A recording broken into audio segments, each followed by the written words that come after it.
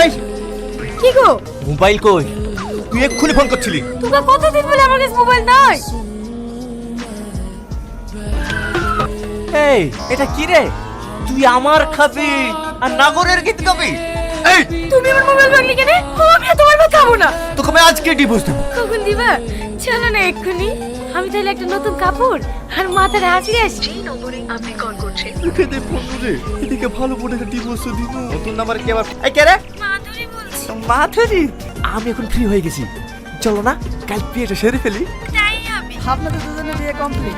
আপনাদের দুজনে জয়েন্ট ছবি লাগবে, পাশেই দোকান আছে। আপনার জীবনে কোথাও ছবি তোলেন নাকি? মুখে দুটো নামান। মন খারাপ কেন? Smile smile.